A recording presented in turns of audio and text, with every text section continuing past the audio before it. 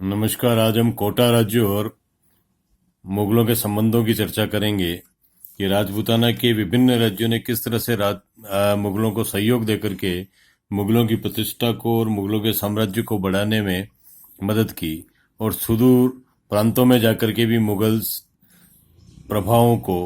बादशाहों के प्रभाव को बढ़ाने के लिए राजपूताना के विभिन्न रियासतों के शासकों ने जो अपनी सेवाएं दी थी, उसके अंतर्गत कोटा राज्य की जो सेवाएं रही है उसका वर्णन आज हम पढ़ेंगे।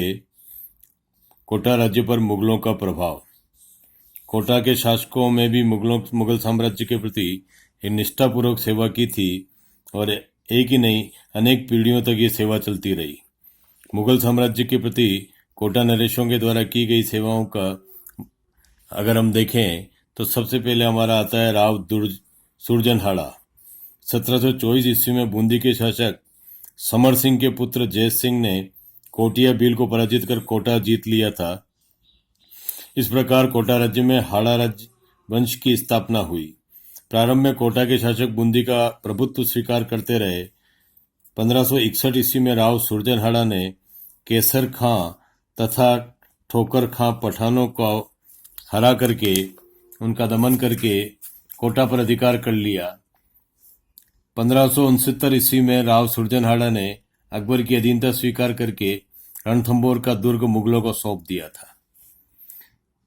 इतिहास में भोज और हृदय नारायण को लेकर के माना जाता है कि जो गोपालनाथ का शिलालेख है उससे पता लगता है कि सुरजनहाड़ा के पुत्र भोज ने कोटा में स्वतंत्र राज्य की स्थापना कर ली थी।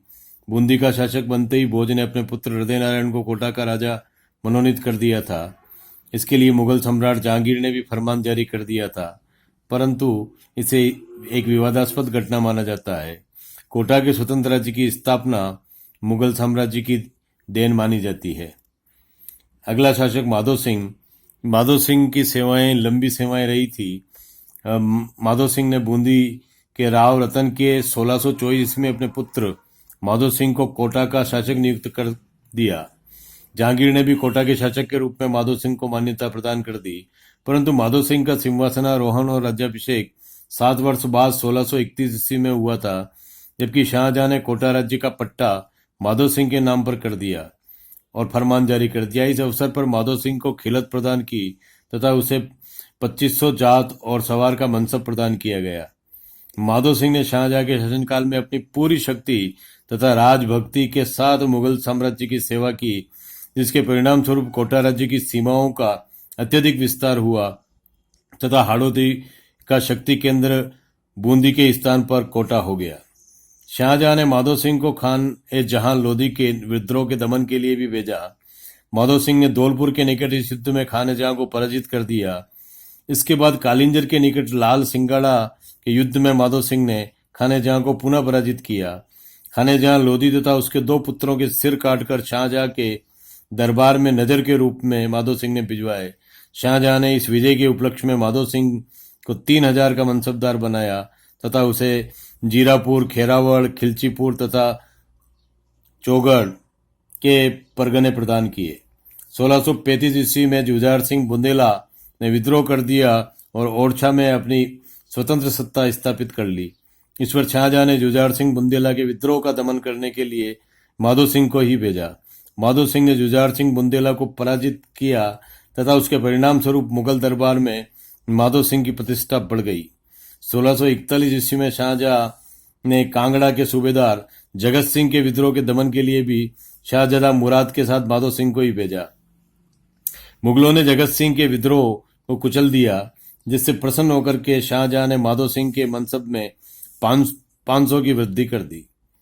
1645 ईस्वी में शाहजहां ने शहजादा मुराद के नेतृत्व में 50,000 सैनिकों की सेना समरकंद की विजय के लिए भेजी थी। माधो सिंह को भी शाहजादा मुराद के साथ में भेजा गया। काबुल पहुंचकर शाही सेना के 3 भाग कर दिए गए थे, जिसमें तीसरे भाग का नेतृत्व कोटा के माधो सिंह ने किया। माधो सिंह ने नेतृत्व में 22 जून 1644 की सेना ने कमरू और कुंदच के किलों पर अधिकार कर लिया। इसके बाद माधो सिंह ने 2 जुलाई 1646 को बल्ख पर भी अधिकार कर अपनी वीरता और युद्ध कौशल का परिचय दिया। समरकंद के शासक का भाई नजर महमूद तो भाग खड़ा हुआ तथा उसके परिवार को बंदी बना लिया गया।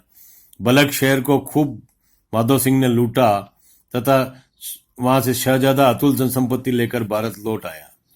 नजर मोहम्मद ने तुराना के शासक अब्दुल अजीज के साथ मिलकर बलख पर पुनः अधिकार करने का प्रयत्न किया, परंतु माधो सिंह ने उसके प्रयासों को विफल कर दिया।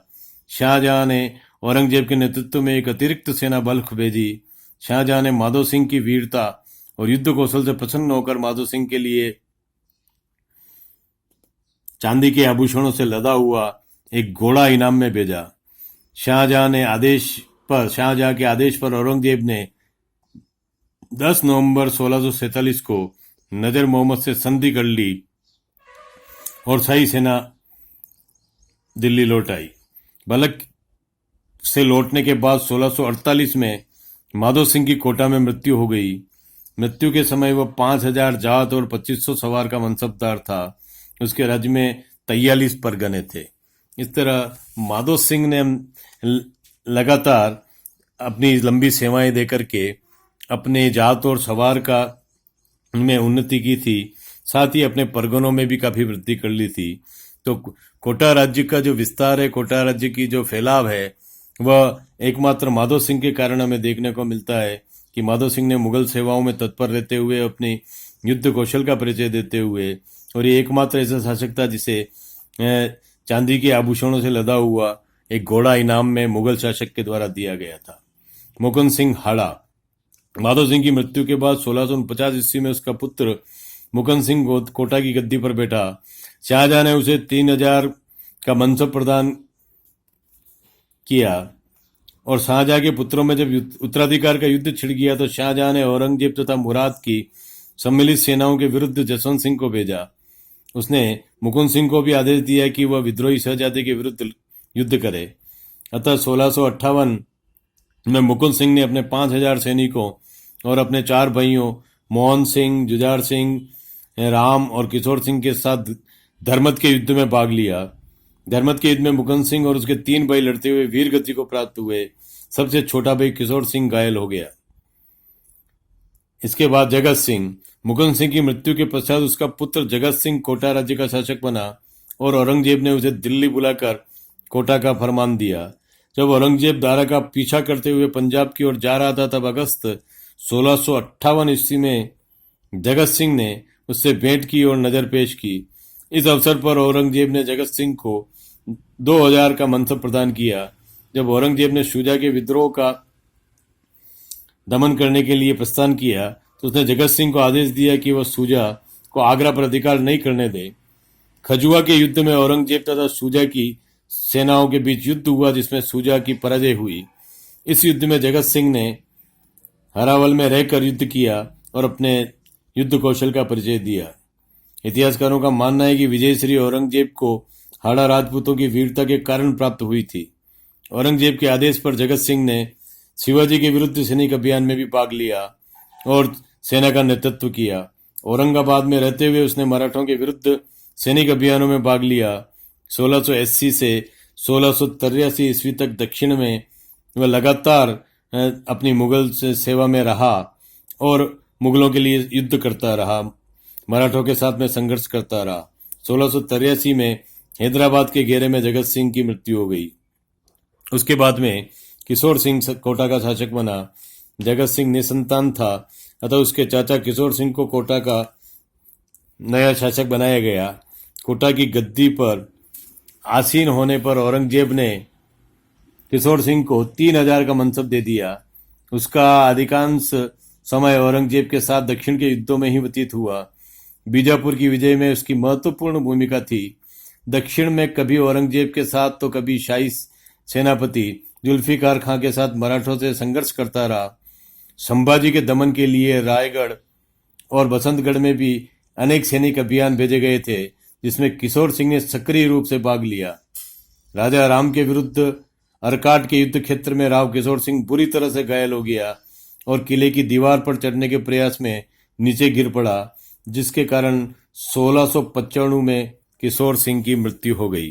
किशोर सिंह के बाद में राम सिंह कोटा का शासक बना। राम सिंह ने अपने पिता के अभियान को जारी रखते हुए कोटा के उत्तराधिकार संघर्ष में राम सिंह ने विजय प्राप्त की और उसे मुगल शासक के द्वारा 3000 का मनसब प्रदान किया गया। राम सिंह ने दक्षिण के सैनिक अभियानों में भाग लिया। कोटा में अरनी को अपनी मुख्यालय बनाकर के मुगल सेना की सहायता करने लगा। मुगलों के दबाव के कारण राजा राम ने अपना रायगढ़ दुर्ग उसे बेच दिया तथा जिंजी के दुर्ग पर मुगलों का अधिकार हो गया। राम सिंह ने मराठा शासक राजा राम के साथ मित्रता कर ली थी। झिंझी पर मुगलों का अधिकार होने के बाद राम सिंह ने रायगढ़ के दुर्ग को घेर लिया और राजा राम के परिवार को आत्मसमर्पण करने के लिए बाध्य किया। उसने राजा राम का परिवार सकुशल उसके पास भिजवा दिया। 1707 ईस्वी में औरंगजेब की मृत्यु के बाद उसके पुत्रों आजम और मुअज्जम में उत्तराधिकार का संघर्ष छिड़ गया। राम सिंह पहला राजपूत नरेश था जिसने आजम के प्रभुत्व को स्वीकार किया।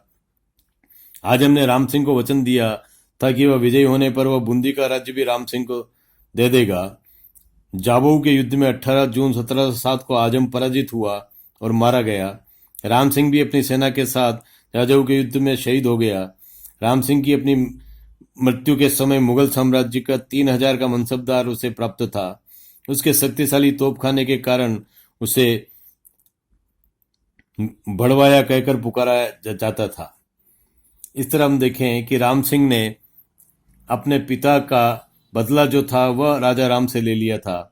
आगे भीम सिंह कोटा का शासक बना। राम सिंह की मृत्यु के बाद उसका पुत्र भीम सिंह कोटा का शासक बना। मुगल सम्राट बहादुर शाह ने बूंदी के शासक बुद्ध सिंह को कोटा राज्य को अपने राज्य में मिलाने के लिए उकसाया। अतः बुद्ध सिंह ने अपने मंत्रियों के नेतृत्व में एक सेना कोटा पर भेज दी, आक्रमण करने के लिए भेजी, परंतु भीम सिंह ने बूंदी की सेना को पराजित कर दिया। इसके बाद बहादुर शाह भीम सिंह के विरुद्ध कुछ न कर सका। 1713 में फर्रुख सियर सैयद भाइयों की सहायता से बादशाह बना। सैयद भाइयों ने भीम सिंह को बूंदी का फरमान दिलवा दिया। 1713 में भीम सिंह ने बूंदी पर अधिकार कर लिया। फर्रुख सियर ने भीम सिंह को 5000 का मनसबदार बनाकर सम्मानित किया। सैयद भाइयों के कारण भीम सिंह को 5000 का मनसब और बूंदी राज्य के मांडलगढ़ से बूंदी तक के बीच सभी प्रदेशों की खींचीवाड़ी का पट्टा भी उसे मिल गया। इस अवसर पर उसे गागरोन का किला भी दे दिया गया। 27 फरवरी 1719 को कुतुबुल मुल्क ने भीम सिंह की सहायता से दिल्ली के किले पर अधिकार कर लिया। निजामुल मुल्क सैयद भाइयों का प्रबल प्रतिद्वंदी था। सैयद भाइयों ने भीम सिंह को आदेश दिया कि वह मालवा पहुंचकर पड़ाव डाले ताकि निजामुल मुल्क उत्तर भारत की ओर आगे नहीं बढ़ सके। भीम सिंह को आश्वासन दिया गया कि उसे 7000 का मनसब, महाराजा की उपाधि और शाही मरातीब की उपाधि प्रदान की जाएगी।